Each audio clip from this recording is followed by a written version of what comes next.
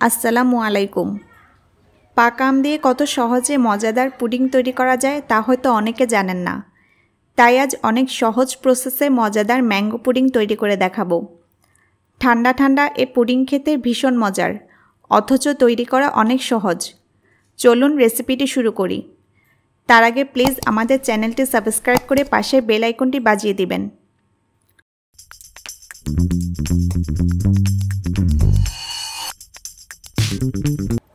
প্রথমে আমাদের লাগবে আম। এখানে আমি 2টি পাকা আম নিয়েছি। আমগুলো ভালো করে ধুয়ে পরিষ্কার করে নিয়েছি। এখন আমি আমগুলো কেটে নিব। ম্যাঙ্গো পুডিংয়ের জন্য অবশ্যই আঁশ ছাড়া আম নিতে হবে। আম যত পাকা ও মিষ্টি হবে পুডিং খেতে তত ভালো হবে। আমি আমগুলো কেটে ব্লেন্ডারে নেব। আমি কিভাবে কেটে নিচ্ছি আপনারা দেখতে পাচ্ছেন। আপনারা আপনাদের সুবিধামতো আম কেটে নেবেন। আমি 2টা আম কেটে ব্লেন্ডারে নিয়ে নিয়েছি। এখন আমগুলো খুব ভালো করে ব্লেন্ড করে নেব।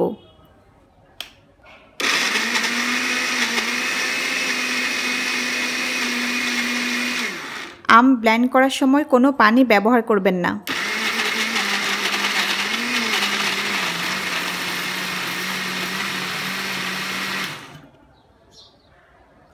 আমগুলো খুব ভালোভাবে ব্লেন্ড করে নিয়েছি। আমি আপনাদের দেখিয়ে দিচ্ছি কেমন হলো। পাকা আম ব্লেন্ড করে নিলে যা হয় তাকে ম্যাঙ্গো পিউরি বলে।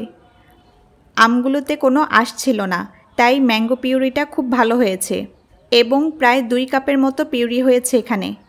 দেখুন কেমন হলো। আর আপনাদের আমে যদি মনে হয় আঁশ আছে তাহলে আপনারা ম্যাঙ্গো পিউরিটা ছেঁকে নেবেন।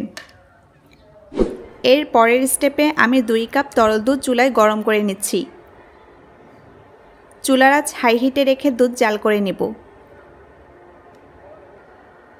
দুধে বলক উঠেছে। এখন দিব চিনি। এখানে আমি 1/2 কাপ নিয়েছি। আপনারা চিনির পরিমাণ আপনাদের টেস্ট অনুযায়ী দিবেন। আবার আম কতটা মিষ্টি তার উপরও নির্ভর করে চিনি দিতে হবে। একটু নেড়ে দিচ্ছি যাতে চিনিটা গলে যায়। দুধ বেশি জাল করার দরকার নেই।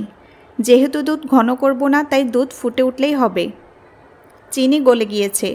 আমি আজ আগার আগার পাউডার দিয়ে পুডিং তৈরি করব। সেজন্য এখানে আমি 1 টেবিল চামচ আগার আগার পাউডার নিয়ে নিয়েছি। এই আগার আগার পাউডার আপনারা যে কোনো সুপার শপ বা মুদি দোকানে পেয়ে যাবেন। আগার আগার পাউডার দুধের মধ্যে দিয়ে সাথে সাথে নাড়তে হবে। এই সময় চুলার আঁচ কমিয়ে মিডিয়ামে নিয়ে আসতে হবে। আগার আগার পাউডার দিয়ে অনবরত নেড়ে যেতে হবে। অনবরত নেড়ে আগার আগার পাউডার দুধের সাথে মিশিয়ে নিতে হবে। এখানে আপনারা আগার আগার পাউডারের পরিবর্তে চায়না গ্রাস বা জেলাটিনও ব্যবহার করতে পারবেন। আমি নেড়ে নেড়ে আগার আগার পাউডার মিশিয়ে নিয়েছি। এখন ব্লেন্ড করা ম্যাঙ্গো পিউরিটা দুধের মধ্যে দিয়ে দিব। 2 কাপ দুধের সাথে আমি 2 কাপ ম্যাঙ্গো পিউরি দিচ্ছি। দুধ ও ম্যাঙ্গো পিউরি এই দুইটার কোনোটা একটু কম বেশি হলেও সমস্যা নেই। আম দুধের সাথে খুব ভালো করে মিশিয়ে নিতে হবে। নেড়ে নেড়ে খুব ভালো করে মিশাতে হবে। আমি অনবরত নেড়ে দুধের সাথে আম মিশিয়ে নিচ্ছি। এই সময় বেশি জাল করতে হবে না। দুধের সাথে আম মিশে গেলে চুলা অফ করে দিতে হবে। চুলা অফ করে মিশ্রণটা ঠান্ডা হতে দেয়া যাবে না। সাথে সাথে যে পাত্রে আমরা পুডিং সেট করব সে পাত্রে মিশ্রণটা ঢেলে নেব। অবশ্যই এই কাজটি সাথে সাথে করতে হবে।